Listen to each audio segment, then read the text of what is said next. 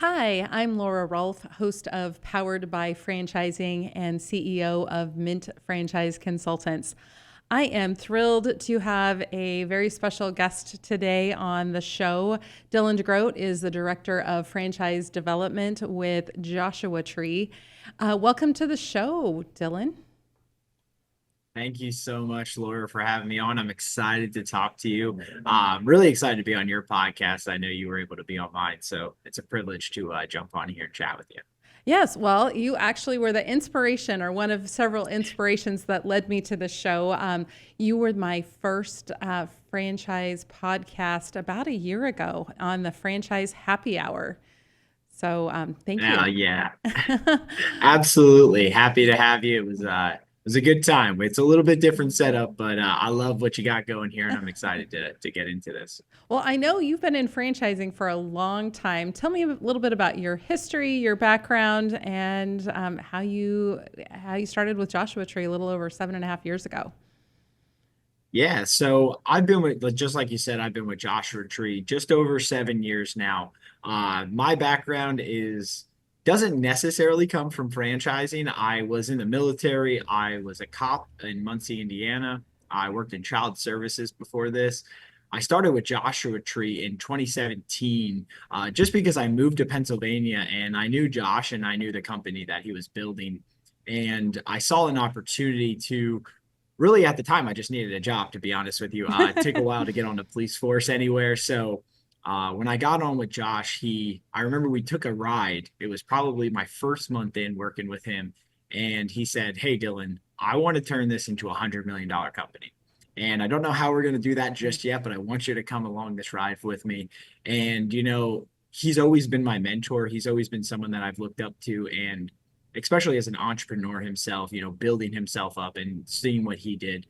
He's always been that mentor of mine. And so I thought to myself, when your mentor tells you to bet on them, you take that bet every single day. So that's what I did. And I've been with them ever since. It's been a great ride. In the past 7 years, I've pretty much done everything within this business of Joshua Tree. I started out in the field. I was in trees, I was in lawns. And then in probably about 2, 3 years ago, I started the recruitment aspect. So I was bringing in people for the corporate level, recruiting them, bringing them onto the team. And then about just over a year and a half ago now is when I accepted the position as the director of franchise development. And since then, we've been fortunate enough and honored to award 11 franchisees in now 31 different markets. So we're changing lives all over the country already, and we're as far west as Colorado already, and super excited to go down south. And we've got some great franchisees just everywhere. So it's been such a great ride, and everybody who's been a part of that success has been such an inspiration to me as well. We need to get you out to Arizona. That's where I live. Although we don't have a lot of trees, I did just take a tree down out of my front yard. It was a little agave tree over the weekend. We had less sophisticated maneuvering than Joshua Tree. But I love your mission at Joshua Tree to make home environments safe, healthy, and beautiful. Talk a little bit about what your franchise does and the 3 E's of Joshua Tree. Yeah, thank you so much for that. So, yes, as you said, our mission is making home environments safe, healthy, and beautiful. We are a very structured system in that, everything we do, we want to do to the best of our abilities. And we found our niche in tree care, lawn care, and pest control. So, while it is a franchise opportunity, it's really three different franchise opportunities built into one. Franchisees have an opportunity at not just providing a single service line in general tree care, but building in recurring revenue through systems called plant healthcare, which is tree and shrub spray and injection, and then lawn care application services such as fertilization, aeration, weed management, and then also our pest control. Our pest control is pretty unique in that it's all exterior pest control, and we actually do mosquito, flea, and tick. So if you're aware of the franchise industry, you'll know that in and of itself is actually a franchise system in and of itself, but it's built into our system. And really what we've designed is a platform and a business that all functions congruently together and flows, and it's a natural progression to get into those additional revenue streams. So the goal is always to keep building the recurring revenue streams. As of right now, as of today, we are at 63% recurring revenue in our business. So we're very proud of that. And it's something that we continue to focus on our mission and focus on exactly how we can provide clients a very professional experience in these industries. And that's what really sets us apart in the market, specifically when we talk about, whether it's the franchise industry or even just, your local mom and pop tree care providers. We're more of a white glove service provider in the general tree care space. One of the issues that we found was that traditionally clients don't have a very good experience when going through the process. When working with a tree provider, the guy calls up, he shows up, and he does a quote, and it's like he writes it on a napkin or something. It'll be out there. So there's no follow-up. We've really designed a process and a system that allows clients to understand exactly what they can expect throughout the entire process. We actually call that the Joshua Tree experience. So that's what leads me into what you talked about, those 3 E's. So what we provide is the 3 E's are experience, education, and ease. So we do this for both our franchise partners as well as our clients and their clients as well. So with experience, we have the experience to provide that Joshua Tree experience, right? It's a very defined process for clients. They can look at, it's actually a marketable piece that we've created to actually provide to a client so that they can see what their journey is going to look like. And we do that as well in the franchise system with our discovery process. So the experience is really just providing an unmatched client experience since 2005. The education comes into line when we're talking about crew members and training. We are very, very interested in working with experienced people in this industry. And that's for the crew members themselves. Franchise owners are a little bit different. We actually have no franchise owners that have prior experience in any of these industries, but that's why we're here. And that's why we're here to train you and help you understand what it takes. But the education piece, when we're talking about working with a client specifically on their property, we want to educate them about what we're doing, why we're doing a service, because that really allows us to build that trust and that partnership with the client. And that's where we find them coming back to us for not only, tree care, but also the lawn care and the pest control. That's how we create clients rather than customers. And then the last thing is, hey, we just make it easy, right? So whether it's just picking up the phone and answering a question for a client, whether it's paying a bill or even getting scheduled for an arborist account manager to come out and do a proposal, we try to make everything as easy as possible for a client because we know that if they have a better experience with us, then they're going to continue to come back to us. Well, terrific. Well, and Joshua Malik, your founder, has 30 plus years as in horticulture. And so he brings a vast amount of experience to its franchisees and your systems. You'd said that none of your franchisees have any horticulture experience.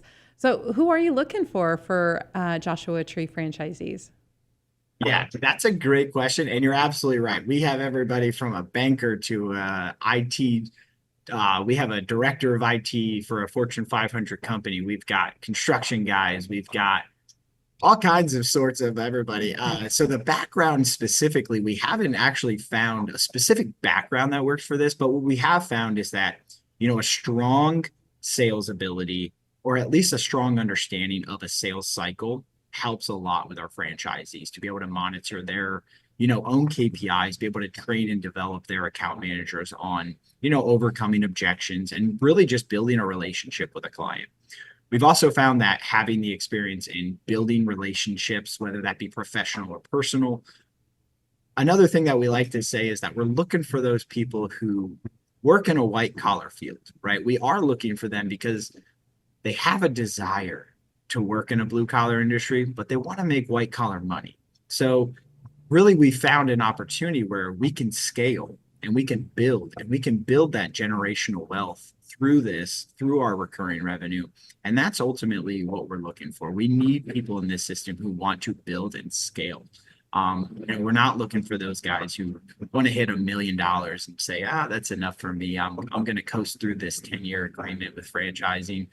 We're looking for those people who every single year want to continue to invest and grow their company and provide more opportunity. So definitely the empire builder mentality, particularly with the diverse revenue streams. I love that you focus on the tree part of it, but also the pest control on the outside of the home, the lawn care. So there's lots of different opportunities for scaling a very big business with Joshua Tree. So people who also can see the vision and the growth opportunities as they build their business wherever they are. Yeah, and I like that you bring up the idea of empire building because I also look at that as like legacy building. When you want something to be something that's a legacy asset, you really need something that's going to last, something that can grow, and something that can thrive not only now but long into the future. And with Joshua Tree, it offers exactly that, right? You have a chance to build sustainable, thriving business that not only meets your needs for your family and your community today, but also sets the stage for many generations to come. So your franchisees not getting up on a ladder and trimming trees or fertilizing yards or things like that. Um, Tell me about the role of the franchisee with Joshua Tree. Yeah, absolutely. I will say this, and I'm going to steal this line from our founder and owner. But Josh always says, if you want to climb a tree or you want to learn how to do lawn care, and you want to do the job, just go get a job. This isn't the right opportunity for you. We are looking for business owners. We're looking for people who know how to develop and really train. And really ultimately provide a career for their community. So sorry, I just missed exactly the last part of your question. The role of a franchisee. So are they going out and joining BNI groups and chamber groups, hiring and Yeah, managing a sales team as well as their arborist and lawn care professionals? What is the role of the franchisee? yeah, gotcha. So the role of a franchisee is ultimately to provide the vision for the company. They're doing, franchisees at the start, they wear a lot of hats. They truly do, right? They're running the administrative roles. We have many franchisees who actually are owner managers where they're actually providing the sales aspect themselves. They're going out and they're actually learning what the sales process is and actually working with clients and doing those proposals. Our goal for those franchisees, however, is always to get out of that. We do not want them buying a job. If you become an account manager with your business, you've essentially purchased a job, and we don't want that for. So within the first 3 to 6 months, we actually advocate for our franchisees to bring on an account manager who can actually produce those sales for them. So we have two models from the start, really. It's an executive owner. This is somebody who's putting, 15 to 20 hours into the business. And ultimately they have a full-time job that they're still doing. But they still want to have that opportunity at building a business. They just want to feel comfortable with the revenue, see the profitability, and then come in full time. But we also have owners who are in that owner manager role that are, doing this 40 hours a week. They are going out, they're meeting with clients, they're doing business development, they're going to marketing opportunities, they're doing, trade shows, all kinds of stuff like that, where they're really providing the vision of the business so that they can understand, hey, this is where I am today. Here's where I want to get to by the end of this year. And they're providing, that vision for their company and actually ultimately still focusing on that growth, understanding the KPIs. That's one thing with us. We're an 18-year company. We know what leading indicators look like. We also know what lagging indicators look like. So we can provide our franchisees with a lot of, reasonable assets and reasonable understanding for if their business is in the right direction for where they want to be. That's terrific, the support that you guys provide to help make sure that they're moving in the right direction as they build and grow their business. Tell our listeners about the franchisor support, the technology, marketing, coaching. What would a franchisee expect with Joshua Tree? Yeah, I'm really excited about this part actually. And I think it's probably because we are an emerging brand, meaning, hey, we're a young franchise, but we are a very established brand in terms of, hey, we've been doing this for 18 years. We know the kind of support that we've needed throughout our 18 years, and we want to provide a high level of support to franchisees. Our first level of support starts with our contact center. So we have a completely designed in-house contact center that takes all of our franchisees' phone calls. They're all Joshua Tree employees. They only speak Joshua Tree language, which is very important. So we're not subcontracting that out to anybody. We're handling all those calls ourselves. And essentially what we do is we answer any client questions that come in. We even do like lead scheduling for our account managers now. So client calls in and just wants us to come out and do a proposal, it's a one call resolution, right? We're booking that right on the calendar. So it's not going to the account manager and they have to worry about scheduling it themselves. Another thing that the contact center does, and we're very fortunate with the system that we've built into this with Single Ops, which is our CRM, is that we can sell lawn care and pest control completely for them over the phone. We've been selling lawn care and pest control over the phone for the past 6 years now, and we've been very, very successful in that. We understand how to quote it out, do everything right over the phone with the client on our CRM, and we can actually sell it right then and there. In theory, a franchisee could go to sleep, wake up, and have 10 more sales right on the books. Another level of support that we have is our recruitment. So this is a really interesting aspect of assisting our franchisees because we know how difficult and time consuming it can be to recruit not only the right people, but the right people who are going to be in the right seats. So we've actually taken that on ourselves and we want to provide that support for our franchisees. So we have a full-time in-house recruiter who does everything from posting their job ads. He goes through all of their resume screening. He even does all of the initial phone screening to ensure that we are providing our franchise candidates with qualified and endorsed candidates by us. Ultimately, the franchisee's responsibility is to have the face-to-face interviews and decide who they want to hire based on culture and core values, because they can trust that they have, experienced, qualified, endorsed members that are coming to them to be able to make that final decision. So that really allows our franchisees to focus on the streamlining of the business and the vision rather than, oh my gosh, am I going to be able to find somebody to go out and perform this work? You talked about branding. So one thing that is very dynamic in our system is how much, we're an 18-year-old brand. We have brand standards. Everything has a guideline. There's tons of marketing materials. There's hundreds and hundreds of pieces that are available. And so our goal is to start dynamic branding right off the bat. So we drive leads to our franchisees within the first week. So essentially what happens is 45 days prior to their launch of their business, we work on a 120-day launch schedule. 45 days prior, we actually launch their marketing when they're here at training. Our franchisees are learning how to do the sales cycle. They're learning how to run the business. And then they're literally going back to their markets and they're already doing proposals because we've actually scheduled them with the contact center right on their calendar right away. We have franchisees who literally are already at 2 to 3 weeks of backlog within their first 2 to 3 weeks of work. So at that 45-day mark, they've got, anywhere from 3 to 4 weeks already built up of backlog work to get started on. So it's very effective how we do our marketing. Our marketing strategy is mostly through digital, traditional media points with Google, Angie's List, direct mail as well for a traditional side. So every door direct mail is a very effective way to reach clients in this industry.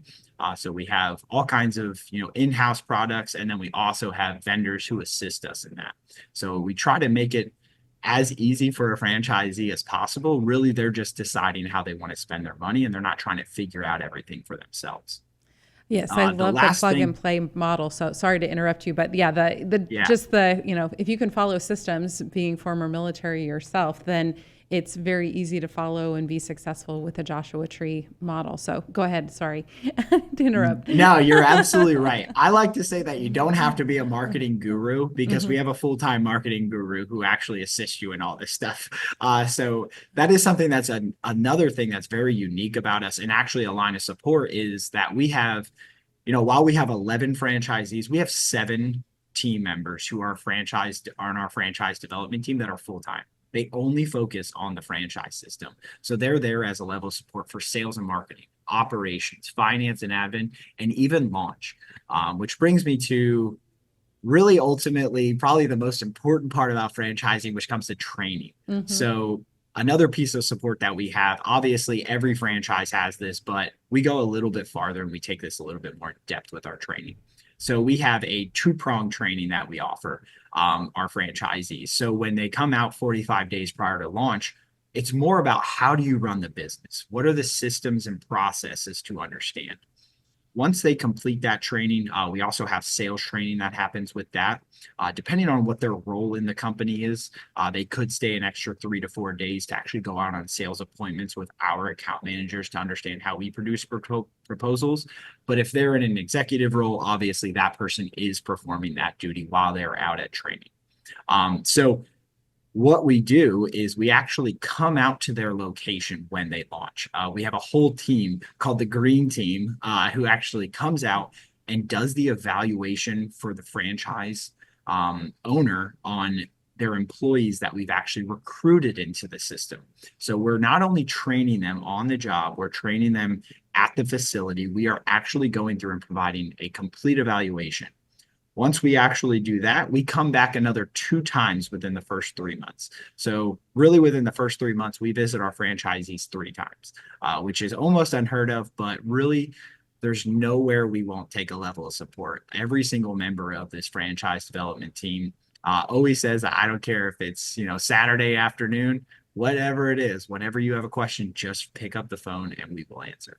I love that about Joshua Tree, just the unparalleled level of support for your franchisees. So you have somebody, a coach, mentor, trainer with you every single step of the way to lead you and your team towards understanding all elements of your business. So when you launch, you have 3 different service lines.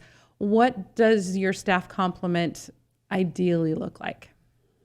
Yeah, so that's a really great question. And we really don't try to throw the book at franchisees right off the bat. Uh, because it is 3 different businesses really built into one, we streamline what our focus is in year 1. So what we do to start is general tree care and plant health care. We grow into and scale into the additional services of lawn care and pest control, typically in the second season or the second year, really whichever comes first. However, we already have franchisees who are not at their first year, but they are at their first official season where they're actually going to be launching lawn care, before they've hit their first year of full operations. So your first off the ground crew. What does that look like? So you have somebody who's out completing the sales aspect. This is what we call the arborist account manager in our field. We try to give them a nice title. Many times it's just tree care sales. We like to be a little bit more professional with that. So we call them an arborist account manager. And then we have the crew who actually goes out and performs the work. So the crew is made up of a crew leader, a climber, and a groundsman. So essentially, these are the people that we ultimately are recruiting on the back end. And really, the goal is to cross-train one of those members to go out and do the plant healthcare services in the first year. But then that is where the business starts to grow and scale, because ultimately you're going to have lawn care technicians that are coming into this. You're going to be cross-training them in plant healthcare, pest control. You're really trying to focus on building a business that has flexible team members where you can put them where you need them, almost like a plug-and-play system in that. But you will grow to a size where you need dedicated people in each department. And that's what the beauty of this business is because we focus on career development with our employees, providing them with the licensings, the certifications.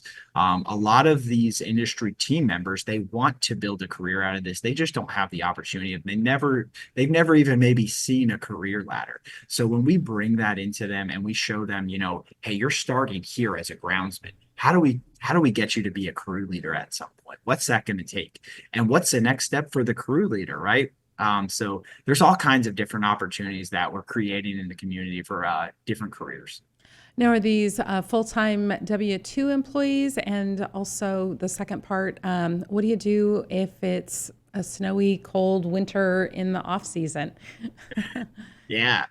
So yes, they are all W-2. The only people that you would subcontract out is like if you want to do crane operations, or if, something like that, where maybe you need a big logging truck to come in if you're doing a large removal. However, everybody else in the system is all W-2.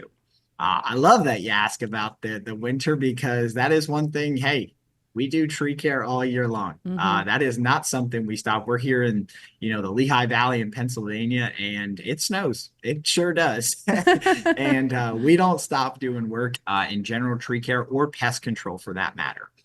So really what we're doing is we're focusing on if it's safe to drive, we're going to go work. So that's really the focus. Now, if your crew is not able to get out and perform work that day, hey, there's a lot of equipment in this business, right? There's a lot of assets that you want to take care of and make sure that it lasts the 20 years that it's supposed to. So there's all kinds of opportunities for doing maintenance services on your equipment if you're not able to go out. Now, thing that we're very fortunate to have is the additional services of lawn care and pest control.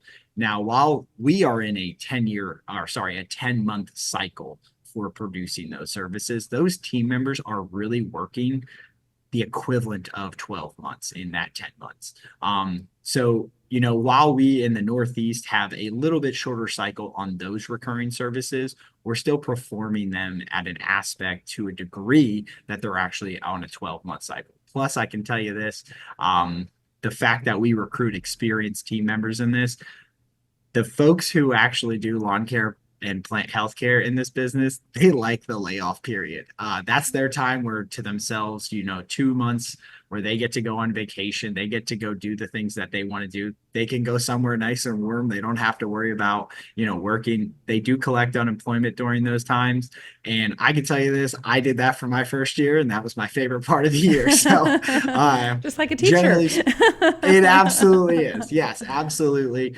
And they look forward to it, So really, it's something that if they're an experienced person in this industry, it's not going to be a shock or a surprise to them that oh my gosh, they're going to be laid off for 2 months. It's very, very standard in these industries. Well, and we just had a bunch of monsoons come through in Arizona, and tree specialists are in high demand right now to help save some trees and then remove parts of the tree that may have been taken off in a microburst.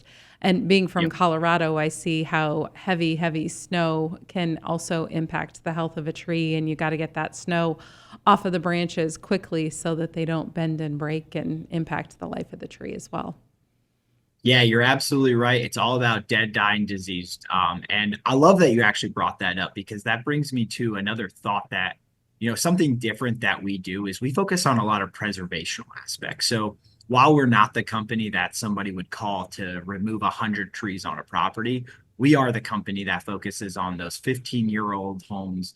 And really, we're trying to build, again, clients rather than customers. So pruning services, where you're focusing on dead, dying, diseased limbs, that is a great opportunity for your account manager to actually go back out to that property in 2 to 3 years, offer more services. That's where we cross sell all of our plant healthcare services. So really reducing the risk of a tree, coming down is one thing you can do to actually reduce and mitigate against that is through pruning.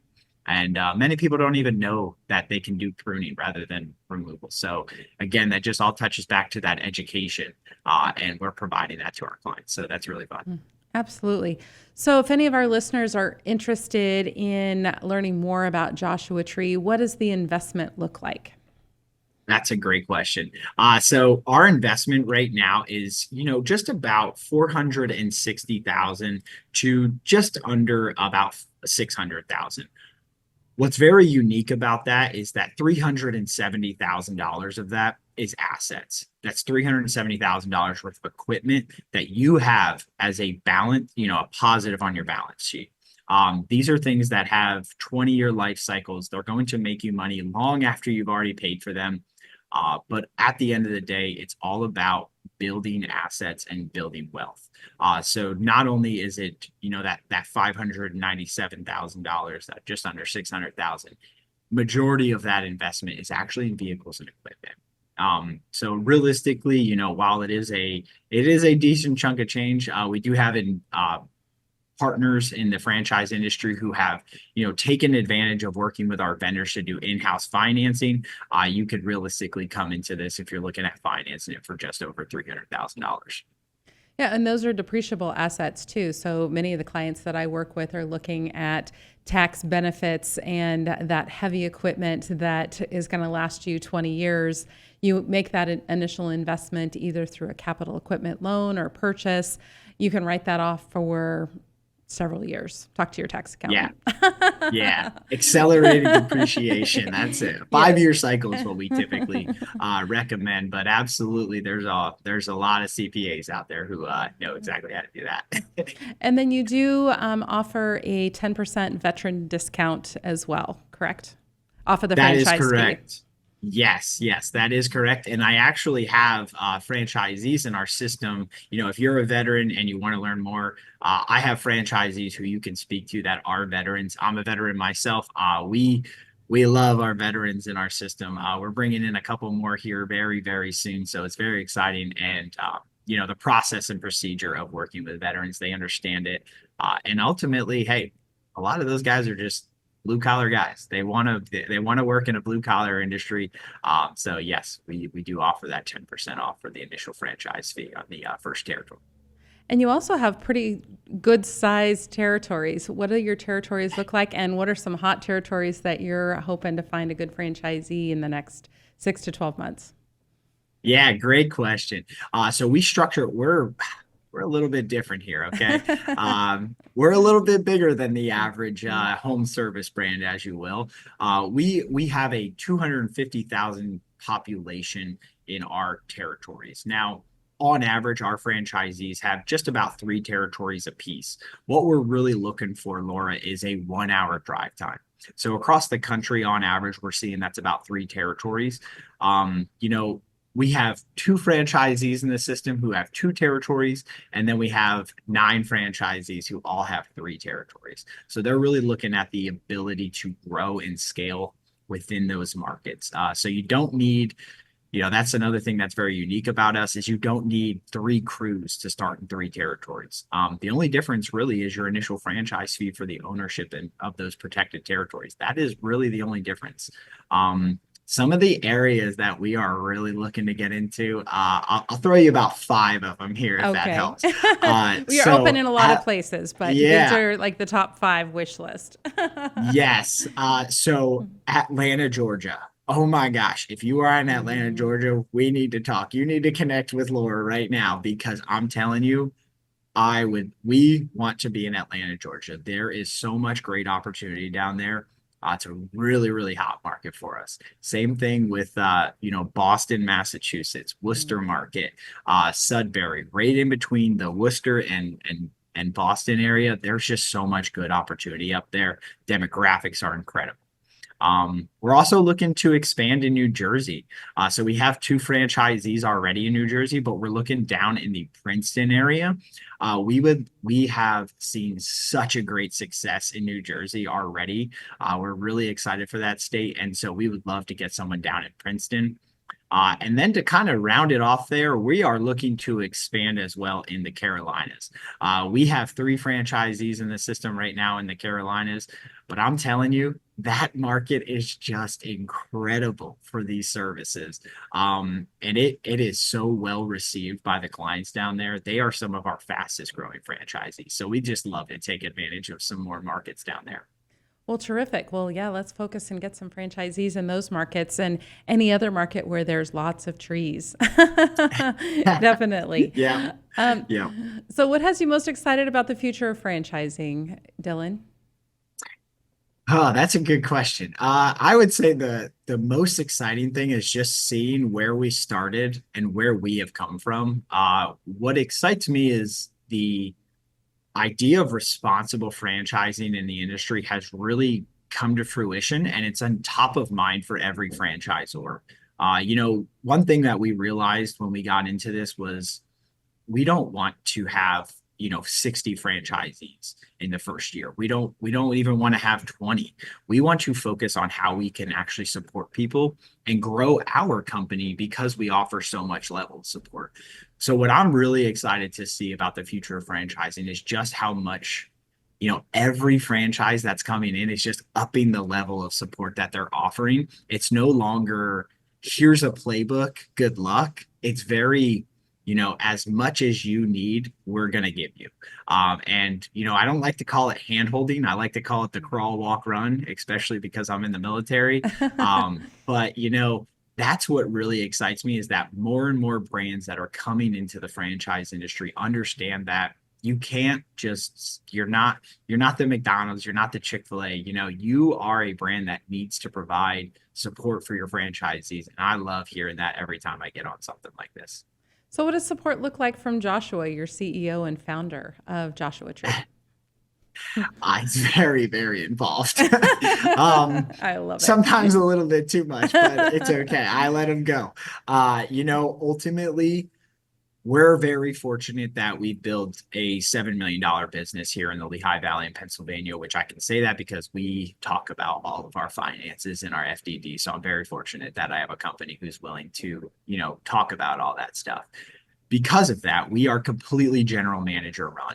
We have somebody who is in that seat, and Josh really doesn't have too much involvement with the actual corporate level. He has put 100% of his focus in his franchisees. If you're not familiar with him, I guarantee go check out his LinkedIn. It's Joshua Malik. You'll find it. He bought a van, a Winnebago Mercedes Sprinter van that he decked all out in Joshua Tree, wrap and everything. And that is his van where this October he is going on a nationwide drive to just go visit every single franchisee and stay there for a few days. Providing that level of support is unlike anybody I've ever met in the franchise industry so far. He is not having to be asked to help somebody. He's just going out, and even if he thinks of something on the fly, hey, I think that this could do really well, he's picking up the phone and he's calling them. So while he is directly involved with every single franchisee, he's also that coach and mentor because everything that our franchisees are going to be going through, he's already been through it and he knows that way around it or that way over it. It all speaks to one of our core values, which is find a way. No matter what's in our way, he's going to find a way to help you out. I love it.